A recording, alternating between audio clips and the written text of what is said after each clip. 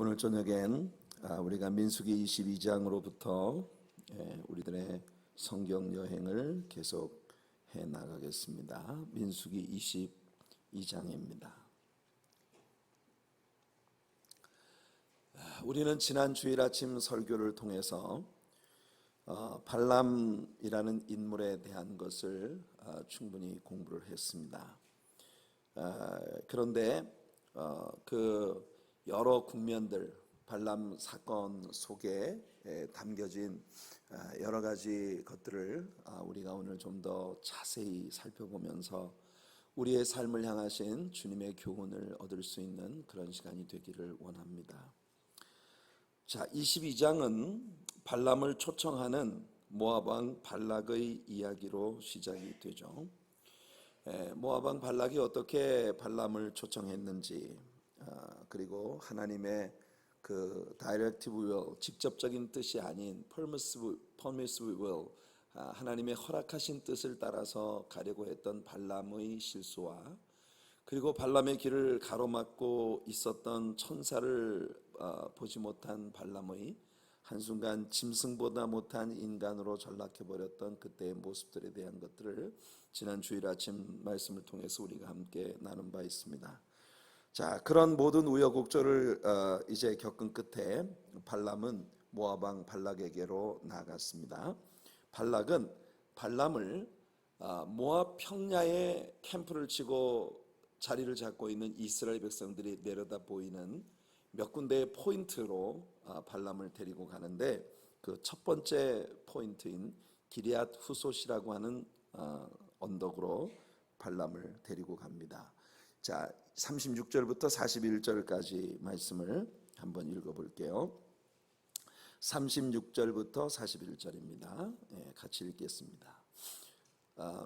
발락은 발람이 온다 함을 듣고 모압 변경의 끝 아르논가에 있는 성읍까지 가서 그를 영접하고, 발락은 발람에게 이르되 내가 특별히 사람을 보내어 그대를 부르지 아니하였느냐? 그대가 어찌 내게 오지 아니하였느냐? 내가 어찌 그대를 높여 존귀하게 하지 못하겠느냐? 발람이 발락에게 이르되 내가 오기는 하였으나 무엇을 말할 능력이 있으리까? 하나님이 내 입에 주시는 말씀 그것을 말할 뿐이니이다. 발람이 발락과 동행하여 기럇 후솥에 이르러서는 발락이 소와 양을 잡아 발람과 그와 함께한 고관들을 대접하였더라. 아침에 발락이 발람과 함께하고 그를 인도하여 바알의 산당에 오르매 발람이 거기서 이스라엘 백성의 진 끝까지 보니라. 자, 발람은 모압 왕에게 말합니다. 당신이 오라고 해서 내가 오기는 했지만 내가 무슨 말을 할 수 있겠습니까? 나는 다만 하나님께서 내 입에 넣어주시는 말씀만을 하기로 하나님과 약속을 하고 여기에 왔습니다. 그러니까 우리가 지난 주일 아침 설교에서 배웠던 것처럼 하나님께서 두 차례, 첫 번째는 하나님께서 직접, 그리고 두 번째는 천사를 통해서 하나님의 말씀을 넘어서는 죄를 짓지 말라고 오직 하나님께서 넣어주신 말씀만을 그대로 전하라고 하는 명령을 받고 발람은 여기 모압 왕 발락에게로 온 것입니다. 자, 이 발락은 기럇 후솥이라고 하는 지역으로 발람을 데리고 갔습니다. 기럇 후솥이라고 하는 것은 거리가 많은 도시라는 의미를 가지고 있는 지명입니다. 거리가 많은 도시. 사단은 종종 우리들을 길이 많은 곳으로 데리고 갑니다. 참 헷갈리는 지역이죠. 이리 갈까 저리 갈까 차라리 돌아갈까. 삼각지 로타리에서 참 우리로 하여금 방황하게 만드는, 어느 쪽으로 가야 할지 갈피를 잡을 수 없는 길이 여러 갈래가 있는 곳으로 사탄은 우리를 종종 데려갑니다. 발람이 미혹을 받고 있는 그런 모습을 우리가 여기서 보게 되는데요. 자, 이제 발람이 예언을 시작합니다. 여러분, 다시 여러분들 상기하셔야 할 것은 여호와의 사자가 칼을 들고 길을 막고 서 있었을 때 하나님께서 발람에게 선포하셨던 것은 여호와의 말씀을 넘어서지 말아라, 오직 하나님께서 전하는 말씀만을 하라라고 하는 이야기를 했습니다. 자, 발람의 첫 번째 예언의 내용이 무엇이었는지 우리 한번 23장 7절부터 12절까지 말씀에서 읽어보겠습니다. 23장 7절부터 12절이에요. 발람이 우리 그 프로젝터를 올려주실 때, PPT를 올려주실 때 제가 민수기 23장 7절부터 12절을 보겠습니다. 이때 띄워주세요. 제가 말씀을 읽기 시작한 뒤에 띄우시면 우리 성도님들이 책을 봐야 되는지 저기를 봐야 되는지 좀 헷갈리거든요. 항상 한 스텝 빨리 띄워주시면 성도님들이 저기 나오는구나 이렇게 하실 수 있게. 늘 고맙습니다. 우리 김태우 집사님, you are 짱. 킹왕 짱이에요. 언제나 너무 고맙게 생각해요. 자, 민수기 23장 7절부터 12절입니다. 같이 한번 읽어볼게요. 발람이 예언을 전하여 말하되 발락이 나를 아람에서 모압 왕이 동쪽 산에서 데려다가 이르기를 와서 나를 위하여 야곱을 저주하라, 와서 이스라엘을 꾸짖으라 하도다. 하나님이 저주하지 않으신 자를 내가 어찌 저주하며 여호와께서 꾸짖지 않으신 자를 내가 어찌 꾸짖으랴. 내가 바위 위에서 그들을 보며 작은 산에서 그들을 바라보니 이 백성은 홀로 살 것이라. 그를 여러 민족 중에 하나로 여기지 않으리로다. 야곱의 티끌을 누가 능히 세며 이스라엘 4분의 1을 누가 능히 셀고. 나는 의인의 죽음을 죽기 원하며 나의 종말이 그와 같기를 바라노라 하매 발락이 발람에게 이르되 그대가 어찌 내게 이같이 행하느냐. 나의 원수를 저주하라고 그대를 데려왔거늘 그대가 오히려 축복하였도다. 발람이 대답하여 이르되 여호와께서 내 입에 주신 말씀을 내가 어찌 말하지 아니할 수 있으리까. 자, 발람은 먼저 바알의 산당에 올라갔습니다. 발락은 발람이 이스라엘을 저주해 주기를 바랬는데요. 그러나 발람은 이스라엘을 저주하는 게 아니라 이스라엘을 축복하는 예언을 했습니다. 발락은 이 발람을 네 군데의 포인트로 데리고 가는데 각각 네 군데의 포인트에서 이스라엘의 진을 내려다보게 했던 것입니다. 그러면서 그곳을 저주하라고 이렇게 이야기를 하는데요. 참 우리는 이 장면 속에서요, 많은 때 사단이 오늘날 교회 공동체를 힘들게 만들기 위하여 사람들을 미혹할 때에 쓰는 고전적인 방법을 우리는 엿볼 수 있게 됩니다. 사단은 어떤 한 신자에게 상처를 입히기 위하여 종종 다른 성도를 산꼭대기로 데리고 올라가서 자, 여기서 한번 봐봐. 여기서 바라보니 전부 축복밖에 안 보여요. 그래? 그럼 저쪽 가서 한번, 여기서 한번 봐봐. 이렇게 이런저런 포인트로 사람을 데리고 가서 이렇게 들여다보고 저렇게 들여다보고 어떤 사람의 그 약점, 허물, 조금이라도 모자라는 점을 찾아서 그것을 들어서 그 사람의 마음에 데미지를 입히려고 하는 그런 사단의 미혹이 언제나 이 성도들의 마음에 따를 때가 있다는 거예요. 성도 여러분, 발람은 모압 왕 발락의 그와 같은 괴계에 지금 계속 따라다니고 있는 것입니다. 우리 성도님들 가운데 어느 누구도 사단에게 이런 식의 미혹을 받지 않는 우리 성도님들 되시기를 축복합니다. 우리는 함께 교회 생활을 하는 모든 교우들을 늘 사랑의 눈으로 바라보고 늘 이해하려고 애쓰고 넓은 관용과 정말 너그러운 마음을 가지고 우리 성도님들을 축복하는 마음으로 바라볼 수 있는 그런 시선을 가진 우리들이 되기를 바랍니다.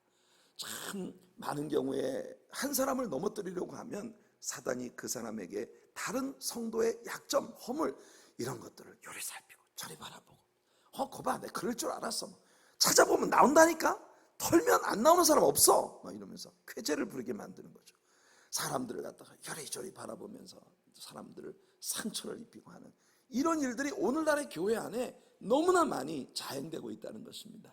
그래서 제가 예전에도 한번 이런 말씀 드렸습니다만 척스민수 목사님이 하시는 말씀이 1, 2차 세계대전을 통틀어서 전쟁에 죽은 군사들의 숫자보다 교회의 히스토리 안에서 교인들끼리 서로 말로 서로에게 상처를 입고 죽인 사람들의 숫자가 훨씬 더 많을 것이다. 이런 이야기를 하시는 것을 들을 때 참 많이 정말 가슴이 아프죠. 오늘 우리는 우리 현대 교회 안에서도 성도들끼리 서로 이렇게 바울이 그랬습니다. 물고 먹으면 피차 망한다고.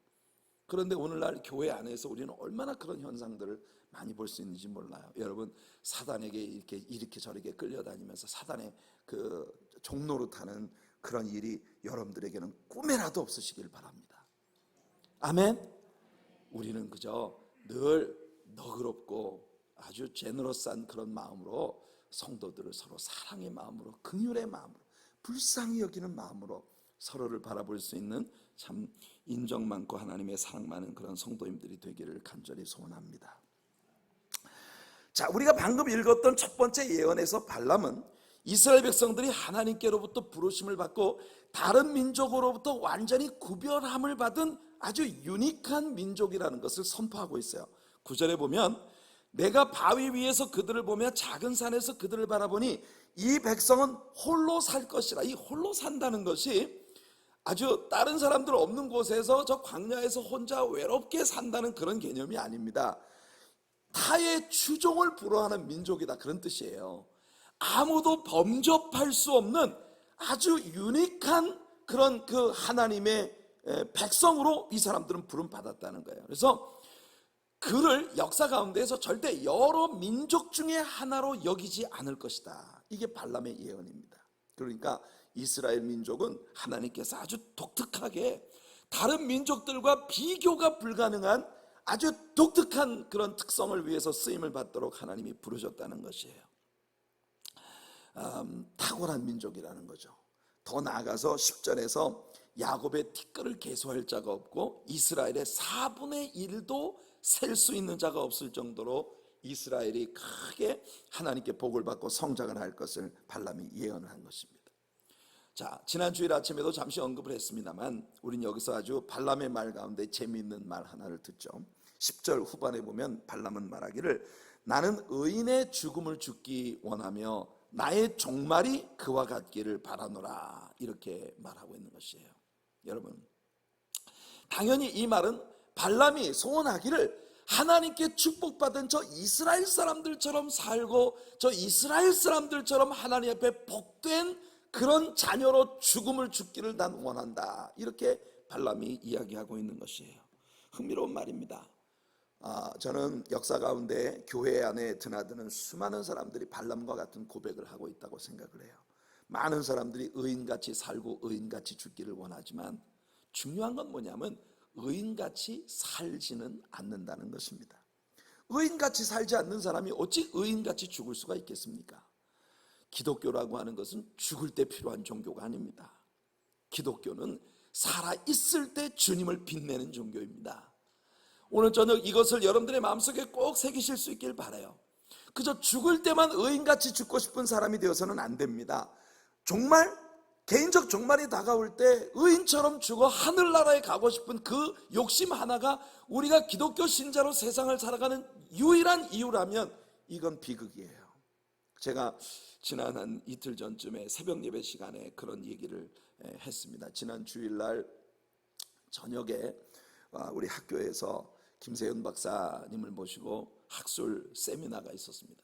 주일날 종일 교회에서 사역을 하고 저녁에 또 당회를 끝내고 부랴부랴 달려가서 이제 학술 세미나에 참석을 했는데 그 김세윤 박사님이 굉장히 우리 한국 교회에 아주 큰 도전을 주는 그런 이야기를 했어요. 요즘에 이 신학계에서 최근 들어서 가장 치열한 논쟁으로 벌어지고 있는 것이 뭐냐면 바울 신학에 있어서 이신칭의에 대한 교리의 재정립이 필요하다. 이것이 이제 오늘날의 신학자들 안에서 아주 치열한 논쟁이 벌어지고 있는 내용 중에 하나라는 것입니다.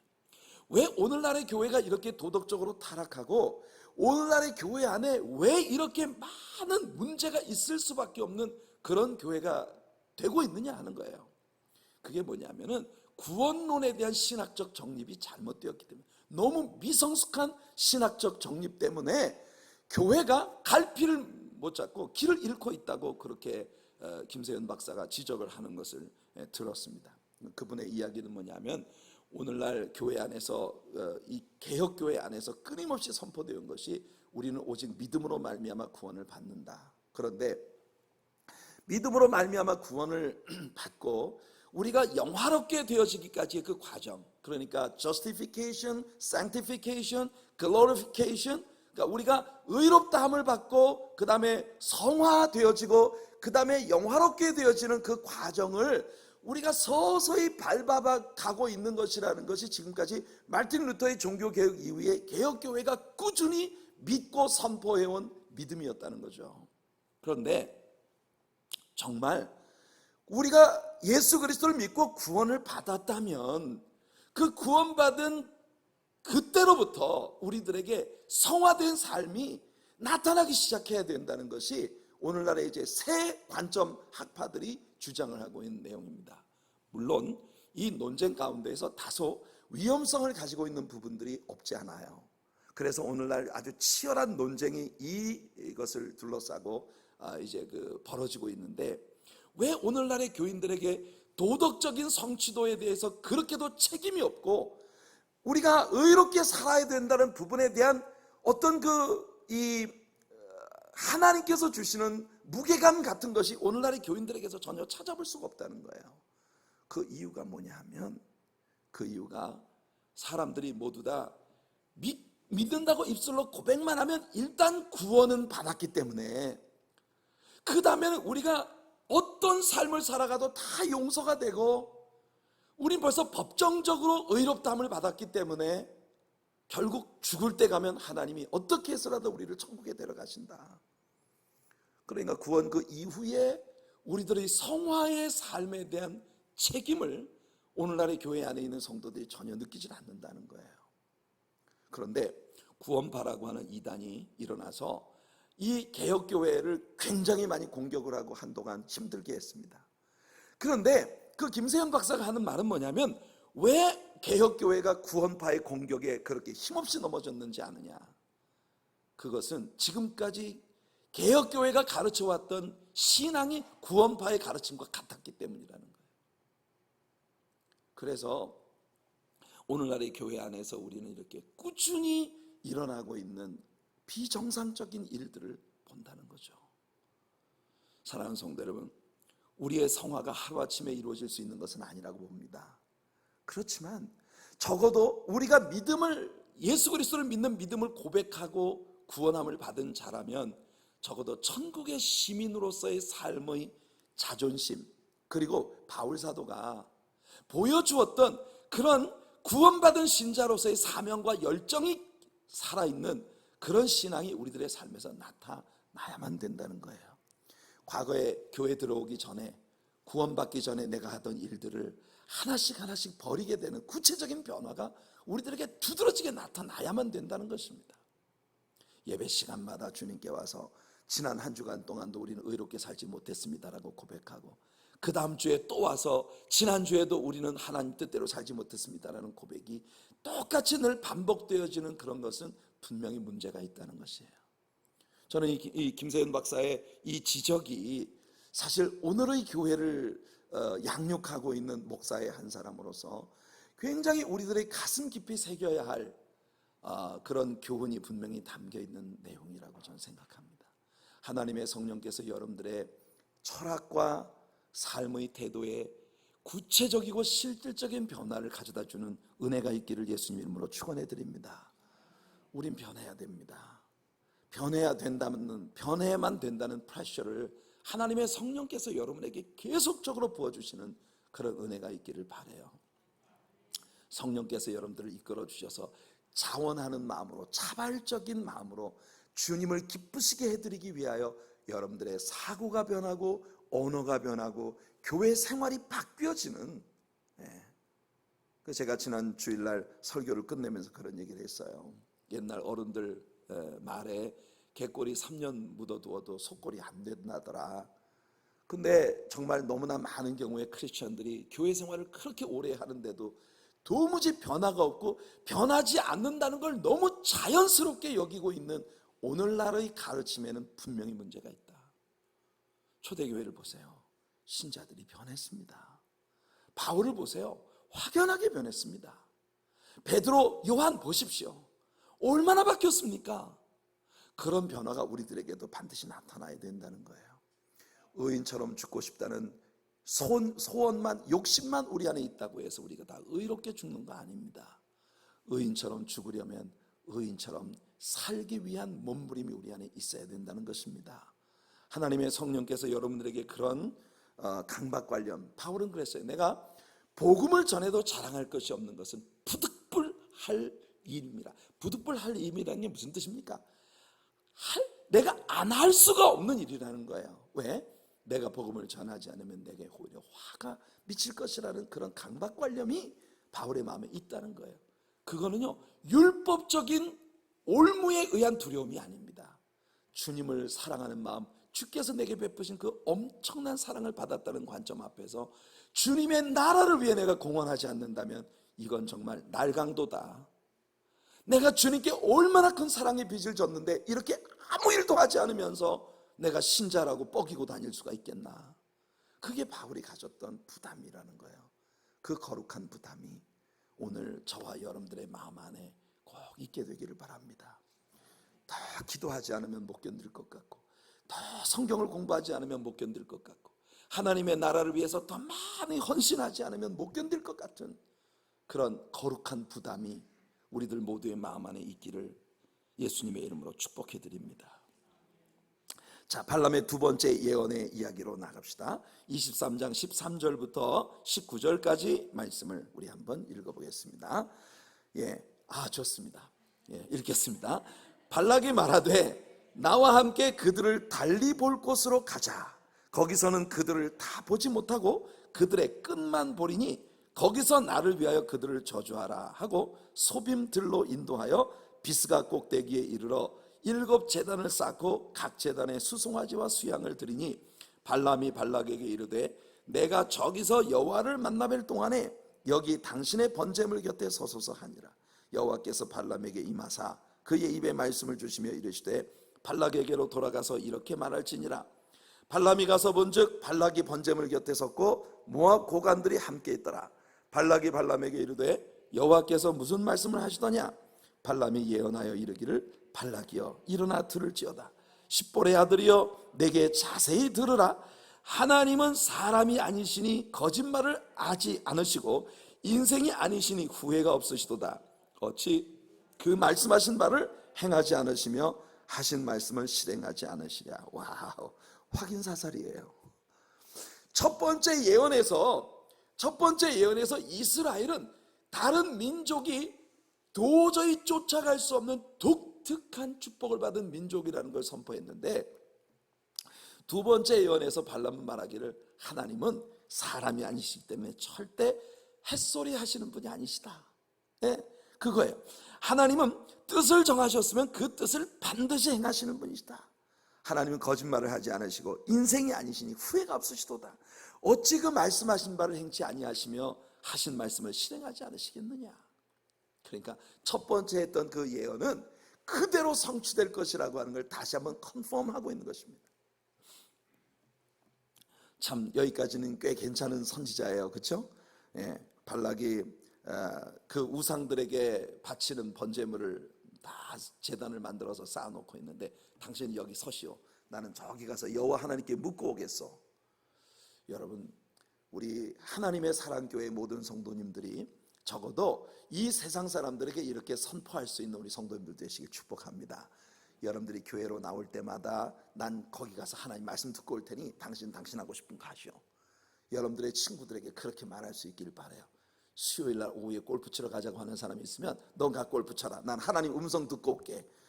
이게 여러분들의 태도가 될 수 있기를 축복합니다. 아멘. 이 세상과 타협하지 않고 하나님 앞에 주께서 정하신 예배에 여러분들이 빠짐없이 참여하는 그런 우리 성도님들 되시길 바라요. 예배에 동참을 하셔야 해요. 그래야 우리가 한 마음을 품고 같은 말을 하게 되는 것입니다. 예배에 많이 참석하는 사람을 이길 법이 없어요. 발람처럼 그렇게 하나님 앞에 나는 가서 음성 듣고 올 테니 당신 하고 싶은 거 하시오. 여러분들에게 이런 배짱이 있으시기를 바랍니다.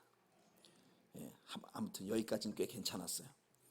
발람이 첫 번째 예언에 대한 컨펌을 주었죠. 자, 20절과 21절을 한번 읽어보겠습니다. 20절 21절 시작. 내가 축복할 것을 받았으니 그가 주신 복을 내가 돌이키지 않으리라. 야곱의 허물을 보지 아니하시며 이스라엘의 반역을 보지 아니하시는도다. 여호와 그들의 하나님이 그들과 함께 계시니 왕을 부르는 소리가 그 중에 있도다. 여러분 가운데 얼마 전에는 불뱀을 보내셔서 이스라엘 백성들을 다 죽여버리기라도 할 것처럼 그렇게 진노하셨던 하나님께서 어떻게 여기서는 이렇게 말씀하실까 하는 생각을 하시는 분이 계실지 모르겠습니다. 내가 축복을 돌이키지 않겠다. 나는 야곱의 허물을 보지 않고 이스라엘의 반역을 난 보지 않는다. 그런 모든 것을 묵과하고 나는 그들에게 축복하는 자이기 때문에 왕을 부르는 소리가 그 백성들 가운데 있다고 하는 이런 이야기를 발람이 선포하고 있습니다. 이것이 하나님의 은혜예요. 그들이 잘못이 없고 허물이 없어서가 아니라 그들이 그 죄를 뉘우치고 하나님 앞에 잘못했다고 빌 때 우리 하나님은 이미 그들을 죄와 허물을 보지 아니하기로 작정하셨기 때문에 이것이 그 하나님의 백성들을 향한 주님의 은혜라는 것입니다. 하나님은 이스라엘을 축복하시기로 작정하셨고 그들을 값주고 사셨습니다. 하나님 백성이 된다고 하는 게 얼마나 복 있는 일인가 하는 것을 우리는 여기서 배우는 거예요. 발람의 예언이 이어집니다. 그는 계속해서 이스라엘을 축복하는 예언을 합니다. 22절 23절 한번 보죠. 22절 23절입니다. 하나님이 그들을 애굽에서 인도하여 내셨으니 그의 힘이 들소와 같도다. 야곱을 해할 점술이 없고 이스라엘을 해할 복술이 없도다. 이때에 야곱과 이스라엘에 대하여 논할진대 하나님께서 행하신 일이 어찌 그리 크냐 하리로다. 와우. 이스라엘 민족을 바라보는 사람들마다 저 백성들을 향해 행하신 하나님의 위대하신 능력이 얼마나 크신가 하나님을 찬양하게 된다는 거예요. 이스라엘 백성들을 볼 때마다 하나님을 향한 찬양이 절로 나오게 되는, 그들을 해하려고 하는 어떤 복술이나 우상의 사술도 통하지 않을 것이다. 이것이 오늘 이 시대를 살고 있는 저와 여러분들의 모습이 되기를 축복합니다. 악한 원수 마귀의 어떤 괴계도 여러분들에게 통하지 않기를 바랍니다. 뿐만 아니라 여러분들을 볼 때마다, 우리 하나님의 사랑교회를 볼 때마다 세상 모든 사람들이 하나님은 영화로우시다. Glory to God. 왜? 우리 교회 안에서 이루어지는 하나님의 놀라운 역사를 볼 때에 저 보잘것없는 사람들을 들어 하나님이 이렇게 위대한 역사를 이루시는구나. 우리가 하나님의 그와 같은 영광을 나타내는 도구로 쓰임받을 수 있다는 것입니다. 아멘. 하나님 우리를 그렇게 쓰시기를 원하세요. 이사야 54장 17절 말씀해 보니까 이사야 선지자가 이렇게 말합니다. 너를 치려고 제조된 모든 연장이 쓸모가 없을 것이라. 일어나 너를 대적하여 송사하는 모든 혀는 내게 정죄를 당하리니 이는 여호와의 종들의 기업이요 이는 그들이 내게서 얻은 공의니라. 여호와의 말씀이니라. 이스라엘 백성들의 역사 가운데 하나님 앞에 얼마나 많은 허물이 있고 불의함이 있었습니까? 그럼에도 불구하고 여호와 하나님께서 그들의 의가 되어 주시기 때문에 역사 가운데서 수없이 이스라엘을 공격하고 이스라엘을 이 땅에서 쓸어버리려고 하는 악한 원수 마귀의 지배를 받은 수많은 자들이 있었지만 하나님께서 그 모든 자들의 그 기계를 무효화시켜버리고 마신다는 겁니다. 역사 가운데서 엔타이세미티즘이라고 불리워진 반셈족 운동은 수도 없이 일어났습니다. 그러나 역사 가운데서 하나님께서는 이스라엘 백성들을 끝까지 지키시고 보호하시고 그들을 승리하게 하시고 역사 가운데서 이스라엘 사람들과 좋지 않은 그런 관계를 형성한 민족치고 영화롭게 되어진 민족이 없어요. 하나님이 아브라함에게 약속하셨지 않습니까? 너와 내 후손을 축복하는 자를 나도 축복하겠고 너와 내 후손을 저주하는 자를 나도 저주할 것이라고 말씀하셨어요. 그러니까 이스라엘은 참 유니크한 민족입니다. 어떠한 복술이나 저주도 그들을 해치 못할 것이다. 자, 24절 25절 한번 읽어볼게요. 24절 25절 시작. 이 백성이 암사자같이 일어나고 숫사자같이 일어나서 움킨 것을 먹으며 죽인 피를 마시기 전에는 눕지 아니하리로다 하며 발락이 발람에게 이르되 그들을 저주하지도 말고 축복하지도 말라. 무슨 말이에요? 입만 열면 축복이 나오니까 차라리 축복이고 저주고 아무 말도 하지 마. 차라리 입 다물어. 발람한테 화야 소리 좀 지르고 있는 거예요. 그러니까 26절부터 30절까지 한번 봅시다. 오늘은 성경을 좀 많이 읽습니다. 자, 같이 읽을게요. 발람이 발락에게 대답하여 이르되 내가 당신에게 말하여 이르기를 여호와께서 말씀하신 것은 내가 그대로 하지 않을 수 없다고 하지 아니하더이까. 발락이 발람에게 또 이르되 오라, 내가 너를 다른 곳으로 인도하리니 내가 거기서 나를 위하여 그들을 저주하기를 하나님이 혹시 기뻐하시리라 하고, 발락이 발람을 인도하여 광야가 내려다 보이는 부올산 꼭대기에 이르니 발람이 발락에게 이르되 나를 위하여 여기 7 제단을 쌓고 거기 수송아지 7마리와 수양 7마리를 준비하소서. 발락이 발람의 말대로 행하여 각 제단에 수송아지와 수양을 드리니라. 자, 이제 발람의 세 번째 예언이 나옵니다. 24장 1절부터 7절까지 한번 읽어볼게요. 자, 읽겠습니다. 시작. 발람이 자기가 이스라엘을 축복하는 것을 여호와께서 선히 여기심을 보고 전과 같이 점수를 쓰지 아니하고 그의 낯을 광야로 행하여 눈을 들어 이스라엘이 그 지파대로 천막 친 것을 보는데, 그때에 하나님의 영이 그 위에 임하신지라. 그가 예언을 전하여 말하되 부올의 아들 발람이 말하며 눈을 감았던 자가 말하며 하나님의 말씀을 듣는 자, 전능자의 환상을 보는 자, 엎드려서 눈을 뜬 자가 말하기를 야곱이여 내 장막들이, 이스라엘이여 내 거처들이 어찌 그리 아름다운고 그 벌어짐이 골짜기 같고 강가의 동산 같으며 여호와께서 심으신 침향목들 같고 물가의 백향목들 같도다. 그 물통에서는 물이 넘치겠고 그 씨는 많은 물가에 있으리로다. 그의 왕이 아각보다 높으니 그의 나라가 흥왕하리로다. 아멘. 여기서 발람이 예언하고 있는 이스라엘의 왕은 바로 장차 오실 메시아 예수 그리스도를 가리키는 것이죠. 드디어 이 발람의 예언은 훗날 이스라엘의 메시아로 오실 예수 그리스도께로 집중되기 시작합니다. 8절 9절 읽어보겠습니다. 8절 9절 시작. 하나님이 그를 애굽에서 인도하여 내셨으니 그 힘이 들소와 같도다. 그의 적국을 삼키고 그들의 뼈를 꺾으며 화살로 쏘아 꿰뚫으리로다. 꿇어 앉고 누움이 수사자와 같고 암사자와도 같으니 일으킬 자 누구이랴. 너를 축복하는 자마다 복을 받을 것이요 너를 저주하는 자마다 저주를 받을지로다. 와우. 그러니까 발람은요, 하나님께서 아브라함에게 주셨던 그 맹세를 다시 한번 여기서 컨펌하고 있는 것입니다. 참 하나님은 변함이 없으신 하나님이세요. 그 하나님이 우리의 하나님이시라는 게 얼마나 좋은지. 성도 여러분, 그 변함도 없으신 하나님만을 신뢰하는 우리 성도님들 되시기를 축복합니다. 자, 발람의 네 번째 예언이 이어집니다. 10절부터 14절까지 한번 읽어볼게요. 이제 발락이 진짜 화가 났어요. 자, 읽어보겠습니다. 발락이 발람에게 노하여 손뼉을 치며 말하되 내가 그대를 부른 것은 내 원수를 저주하라는 것이오늘 그대가 이같이 3번 그들을 축복하였도다. 그러므로 그대는 이제 그대의 곳으로 달아나라. 내가 그대를 높여 심히 존귀하게 하기로 뜻하였더니 여호와께서 그대를 막아 존귀하지 못하게 하셨도다. 발람이 발락에게 이르되 당신이 내게 보낸 사신들에게 내가 말하여 이르지 아니하였나이까. 가령 발락이 그 집에 가득한 은금을 내게 줄지라도 나는 여호와의 말씀을 어기고 선악간에 내 마음대로 행하지 못하고 여호와께서 말씀하신 대로 말하리라 하지 아니하였나이까. 이제 나는 내 백성에게로 돌아가거니와 들으소서. 내가 이 백성이 후일에 당신의 백성에게 어떻게 할지를 당신에게 말하리이다. 자, 발람은 이제 발락을 떠나면서 마지막 네 번째 예언을 하게 되는데, 이 예언은 예수 그리스도에 관한 아주 아름다운 예언을 담고 있는 거예요. 자, 15절부터 20절까지 더 읽어보겠습니다. 시작. 예언하여 이르기를 부올의 아들 발람이 말하며 눈을 감았던 자가 말하며 하나님의 말씀을 듣는 자가 말하며 지극히 높으신 자의 지식을 아는 자, 전능자의 환상을 보는 자, 엎드려서 눈을 뜬 자가 말하기를 내가 그를 보아도 이때의 일이 아니며 내가 그를 바라보아도 가까운 일이 아니로다. 한 별이 야곱에게서 나오며 한 규가 이스라엘에게서 일어나서 모압을 이쪽에서 저쪽까지 쳐서 무찌르고 또 셋의 자식들을 다 멸하리로다.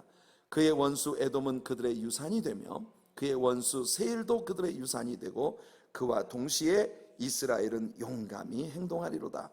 주권자가 야곱에게서 나서 남은 자들을 그 성읍에서 멸절하리로다 하고 또 아말렉을 바라보며 예언하여 이르기를 아말렉은 민족들의 으뜸이나 그의 종말은 멸망에 이르리로다. 자, 이 예언은 1차적으로 다윗 왕 때 이루어졌습니다. 다윗 왕 때 이스라엘은 모압과 에돔과 그리고 다른 가나안 종족들을 물리쳤어요. 여러분 나중에 사무엘하 8장을 읽어보시게 되면 이 예언의 완전한 성취는 발람이 여기서 예언하고 있는 것처럼 야곱의 별이며 이스라엘의 지팡이이신 그리스도 곧 메시아 안에서 완전하게 성취될 것입니다. 예수께서 지상에 재림하시면 이스라엘은 왕국 시대의 완전한 통치를 경험하게 될 것이며 이스라엘의 대적들은 완전히 패퇴하게 될 것입니다. 자, 이제 마지막 절까지 읽어보겠습니다. 21절부터 25절이에요. 시작. 또 겐 족속을 바라보며 예언하여 이르기를 내 거처가 견고하고 내 보금자리는 바위에 있도다. 그러나 가인이 쇠약하리니 나중에는 아수르의 포로가 되리로다 하고 또 예언하여 이르기를 슬프다. 하나님이 이 일을 행하시리니 그때의 살자가 누구이랴. 기띔 해변에서 배들이 와서 아수르를 학대하며 에벨을 괴롭힐 것이나 그도 멸망하리로다 하고 발람이 일어나 자기 곳으로 돌아가고 발락도 자기 길로 갔더라. 자, 이게 이제 발람이 모압 왕 발락에게 부름을 받아서 4차례에 걸쳐서 예언을 한 내용을 우리가 성경을 다 읽었습니다. 여기까지만 읽어보면 마치 발람이 아주 훌륭한 하나님의 선지자 노릇을 하고 깨끗이 발락과 헤어져서 돌아간 것처럼 보입니다. 여러분, 그러나 속지 마십시오. 만약 그랬다면 발락이 절대로 발람을 곱게 보내주지 않았을 것입니다. 모르긴 해도 만약 발람이 이 상태대로 돌아가려 한다면 발락이 그가 곱게 돌아가도록 내버려 두지 않았을 거예요. 발람은 발락의 하속들을 따라가지 않는 게 좋았습니다. 그게 발람이라는 한 인물을 개인적으로 생각해 볼 때 우리가 연민을 갖게 되는 내용이에요. 우리가 여기서 한 가지 분명한 교훈을 받아야 합니다. 참 많은 때 사람들이 발람처럼 하나님의 은혜의 언저리에서 늘 맴돌아요. 그런데 이 사람의 마음 안에는 완벽하게 하나님을 추종하는 사이드가 있는가 하면 세상을 추종하는 사이드가 있는 것입니다. 그렇기 때문에 이 사람은 그 마음이 온전히 하나님께 바쳐지지 않았기 때문에 한때는 정말 신통방통하도록 하나님의 영광을 나타내는 것처럼 그렇게 보일 때가 있는데 나중에 어느 순간이 올 때 이 사람들은 세상의 것을 떨쳐버리지 못함으로 말미암아 그가 완전히 하나님께 헌신된 사람이 아니라는 것을 나타내는 비극을 이루게 되고 마는 것이에요. 다음 장 25장을 여러분들이 한번 자세히 읽어보십시오. 25장을 읽어보면 신약 성경에서 유다가 말했고 베드로가 말했던 더러운 불의의 싹을 위하여 어그러진 길로 달라갔던 발람을 추종하는 자들이 있었다고 하는 그런 이야기가 신약 성경에 나옵니다. 지난 주일 아침 설교에서 제가 여러분들에게 이야기해 드린 대로 자, 이 25장의 내용을 보면은요, 제가 지난 주일 설교에서 이야기해 드린 대로 발람이 여기까지는 하나님이 입에 넣어주신 말만 하기로 약속을 했기 때문에 하나님 말씀을 넘어서는 죄를 짓지 않기 위하여 하나님이 입에 넣어주신 말씀만을 했습니다.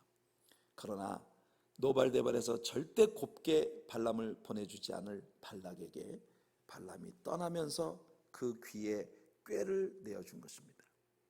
25장에서 벌어지고 있는 이스라엘 캠프에 임한 하나님의 징계가 모두 발람 때문이었다고 하는 것을 성경은 우리들에게 분명히 보여주고 있어요. 그러니까 그것은 뭘 말하느냐 하면은 바로 이 모압 왕에게 미디안 여자들 중에 가장 아름다운 여자들을 뽑아서 그 미녀들을 이스라엘 캠프에 집어넣으라는 거예요. 그래서 이스라엘 남자들이 그 미디안 여성들에게 반해서 그 여성들을 쫓아 모압 백성들의 우상 숭배에 참여하게 만들면 당신은 이스라엘 사람들을 위해서 아무 짓도 할 필요가 없다. 이스라엘 사람들은 하나님 앞에 절로 저주를 받게 될 것이다. 이게 발람이 모압 왕에게 넣어준 꾀입니다. 결국 발락은 이스라엘의 캠프 안에 미디안 아름다운 여자들을 뽑아서 집어넣어서 결국 이스라엘 남자들을 유혹했고 수많은 이스라엘 남자들이 그 모압 여인들과 함께 사랑을 나누면서 결국 하나님께서 그렇게 싫어하시는 우상숭배의 더러운 죄악 가운데 동참하게 된 것이에요. 그래서 하나님께서 극한 연병을 이스라엘 캠프에 불게 하사 수많은 사람들이 죽어나갔습니다. 그런데요, 우리는 이 25장에서 한 정말 통쾌한 장면 하나를 읽습니다. 그게 뭐냐면 아론의 그 후손 비느하스라고 하는 제사장이, 여러분, 한 이스라엘 남자가 모든 백성들이 장막 앞에 나와 하나님의 진노를 인하여 통곡하며 회개하며 하나님 우리를 용서해달라고 하나님 앞에 통곡을 하고 있는데, 그 백성들 앞에서 보란듯이 미디안 여자를 데리고 자기 장막에 들어가서 그 미디안 여자와 더불어서 이 음란한 일을 행하고 있을 때 이 비느하스가 창을 들고 그 뒤를 따라 들어가서 두 남녀를 창으로 한 번에 꿰뚫어서 이 사람들을 죽이게 됩니다. 하나님께서요, 이 사람이 하나님의 진노를 대신 풀어주었다는 것에 대하여 하나님께서 기쁘게 받으시고, 그리고 이스라엘에 내리셨던 온역을 거두시는 장면을 우리가 여기 25장에서 보게 됩니다. 사랑하는 성도 여러분, 이 아론의 손자 비느하스가 행한 이 의로운 일, 이것이 오늘 하나님의 사랑교회가 행해야 하는 일인 것입니다. 오늘날의 교회가 얼마나 잘못된 길을 가고 있는가, 오늘날의 기독교 신앙이 얼마나 잘못된 길을 가고 있는가, 이것에 대한 경각심을 가지고 우리들이 하나님의 말씀에 깊이 뿌리를 내리고 은혜 가운데 세우심을 받아서 이 세상 모든 사람들이 놀랄 만큼 아직도 하나님은 살아계시는구나, 그것을 우리들을 통해서 볼 수 있는 그런 교회가 되어질 때 비느하스가 했던 것처럼 하나님은 우리들의 의로운 교회의 모습을 통해서 이 세상을 향한 하나님의 진노를 멈출 수 있다는 것입니다. 왜 아멘을 못하십니까, 여러분? 아멘 하셔야죠. 우리들의 마음에 바로 이런 열정이 있어야 되는 것입니다. 그게 우리가 늘 기도하고 달려가야 될 길이죠. 자, 25장까지 지난 주일에 다뤘던 발람에 관한 이야기를 우리가 보면서 좀 더 디테일하게 발람이 했던 예언의 내용들과 모압 왕 발락이 어떻게 간교하게 발람을 데리고 네 군데 포인트를, 자, 여기서 보면 좀 다를걸, 저쪽에서 보면 좀 달라질 거야, 이쪽에서 보면 아름다운 면이 안 보이고 아주 추한 면만 보일 거야, 거기서 마음껏 저주해라, 이런 식으로 발람을 질질 끌고 다니고, 발람은 하나님의 예언을 하는 자가 이렇게 사단에게 끌려다니고 있는 그런 모습을 우리에게 보였습니다. 자, 어찌하든 이런 일로 인해서 이스라엘이 부렸던 온역에 대해 비느하스가 하나님의 진노를 풀어주는 의로운 일을 행했다는 것을 우리 가슴에 새겨두기를 바랍니다. 그리고 26장은 우리들에게 두 번째 인구조사에 관한 이야기를 우리에게 들려주는 챕터입니다. 자, 여기서 한 가지 여러분들이 염두에 두셔야 하는 것은 광야에서 태어난 신세대가 가나안에 들어가기 위한 마지막 준비를 하는 과정을 우리 이제 여기서부터 보게 된다는 거예요. 이제 민수기에 남아있는 부분들은 가나안 입성을 위한 준비 과정들입니다. 자, 첫 번째 인구조사에서 20세 이상의 전쟁에 나갈 수 있는 남자로 계수되었었던 모든 사람들이 광야에서 다 죽었어요. 그리고 지금 여기에 다시 계수되어지는 이 사람들은 광야에서 새롭게 태어났거나 아니면 광야에 나올 때 20세 미만이었던 광야 생활 1.5세 2세대들이 여기에 계수되어진 것입니다. 자, 차트를 여러분들이 보시면서 한번 이야기를 해볼게요. 두 번째 인구조사의 내용을 여러분들에게 다 읽을 거 없고, 제가 첫 번째 인구조사와 두 번째 인구조사에 계수되어진 숫자를 여러분들에게 좀 보여드리겠습니다. 12지파의 첫 번째 루벤 지파입니다. 그들은 1차 인구조사에서 46,500명이었는데 2차 인구조사에서 43,730명이에요. 그래서 마이너스 2,770명이 났습니다. 그러니까 이 지파는 2,770명이 줄었어요. 40년 만에. 자, 두 번째는 시므온 지파입니다. 시므온 지파는 굉장히 많은 수가 감소됐습니다. 첫 번째 인구조사에서 59,300명이 계수됐는데 두 번째 인구조사에서는 22,200명밖에 안 됐어요. 그래서 37,100명이 감소되었습니다. 그 다음에 세 번째 갓지파입니다. 1차에 45,650명, 2차에 44,500명. 그래서 5,150명이 감소되었습니다. 유다지파입니다. 유다지파는 1차에 74,600명이었는데 2차에는 76,500명. 그래서 1,900명이 플러스가 되었습니다. 이사갈 지파입니다. 이사갈 지파는 1차에서 54,400명이었는데 2차에서 64,300명. 그래서 9,900명이 증가가 되었고요. 스불론 지파는 1차에서 57,400명, 2차에서 65,500명. 그래서 3,100명이 증가되었습니다.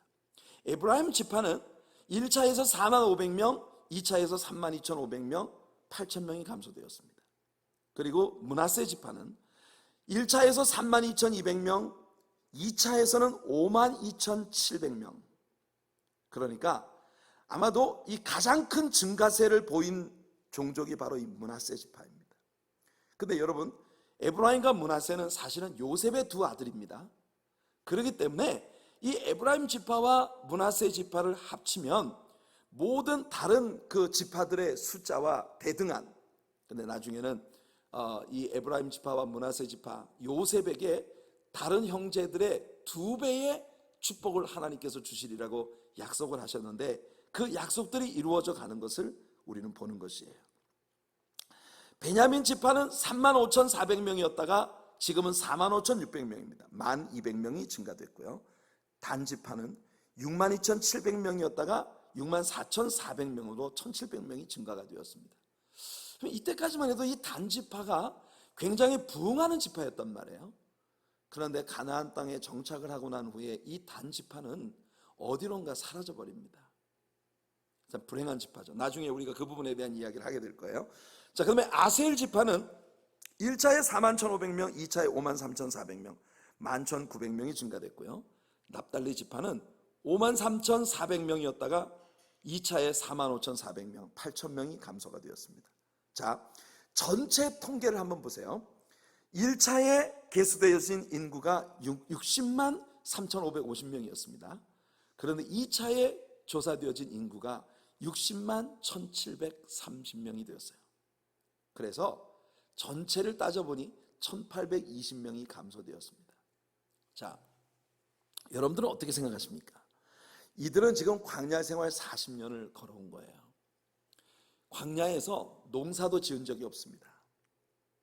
그리고 그들이 무슨 길쌈을 해서 새로운 옷감을 만들고 옷을 직조해서 입을 수 있는 그런 상황도 아니었어요. 그런데 이스라엘 사람들이 60만이나 되는 이 장정들의 숫자만 60만. 그래서 제가 늘 이야기하는 것처럼 학자들에 따라 적게는 250만에서 많게는 300만, 심지어 450만까지 보는 사람들도 있는데 그렇게 어마어마한 사람들이 광야를 40년 동안 여행을 오는데 이 사람들의 숫자가 1,800명 정도만 감소되었다면 이것은 거의 균일한 숫자가 유지되었다는 사실을 우리에게 보여주는 겁니다. 이게 우리들에게 보여주는 게 뭘까요? 하나님께서는 이스라엘 백성들에게 주신 언약을 지키시는데 실패하지 않으셨다는 걸 보여줍니다. 오늘 여러분들이 세상을 살아갈 때 여러분들의 삶이 광야와 같은 인생 길이어서 여러분들의 삶에 때때로 위기를 만나고 오늘 우리가 함께 찬양할 이 노래처럼 날마다 숨쉬는 순간마다 내 앞에 어려운 일을 만나지만 그러나 주님 앞에 이 몸을 맡기고 나아갈 때 우리 주님은 절대로 우리를 지키시고 공급하시고 보호하시는 일에 실패하지 않으시는 분이시라는 겁니다. 자, 민수기 26장 52절부터 56절까지 말씀을 이제 읽어보겠습니다. 52절부터 56절이에요. 시작. 여호와께서 모세에게 말씀하여 이르시되 이 명수대로 땅을 나누어 주어 기업을 삼게 하라. 수가 많은 자에게는 기업을 많이 줄 것이요 수가 적은 자에게는 기업을 적게 줄 것이니 그들이 계수된 수대로 각기 기업을 주되 오직 그 땅을 제비 뽑아 나누어 그들의 조상 지파의 이름을 따라 얻게 할지니라. 그 다소를 막론하고 그들의 기업을 제비 뽑아 나눌지니라. 하나님은 참 치밀하신 분이십니다. 이스라엘 백성들이 가나안에 아직 들어가기 전에 벌써 가나안 땅을 이스라엘 백성들에게 분배하고 계신 하나님, 우리는 이런 하나님을 믿는 사람들입니다. 할렐루야. 우리가 아직 밟지 않은 미지의 땅을 하나님은 벌써 우리에게 계수하여 주시는 분이십니다. 이 하나님을 믿고 나가는 저와 여러분들이 되기를 예수님 이름으로 축복해 드립니다. 이 57절부터 62절까지는 인구조사에 포함되지 않았던 레위지파에 관한 말씀이 여기에 나오는데요, 우리는 이 레위지파에 대하여 나중에 좀 더 자세히 공부를 하게 될 것입니다. 민수기 3장에서 1개월 이상 된 레위 자손들을 계수했을 때 총계가 22,300명이었는데 2차 인구조사에 보니까 23,000명이 되었어요. 그러니까 700명이 증가되어 있습니다.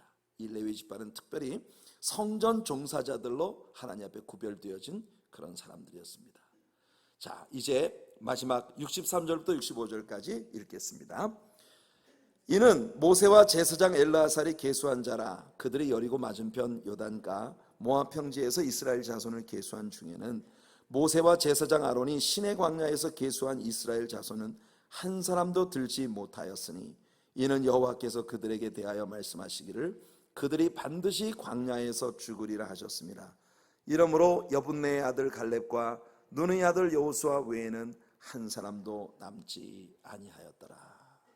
보세요. 하나님께서 말씀하신 그대로 이루어졌다는 것을 우리에게 보여줍니다. 1차 인구조사에 계수된 사람은 여기 2차에 계수된 사람이 오직 갈렙과 여호수아 외에는 아무도 없었다는 것이에요.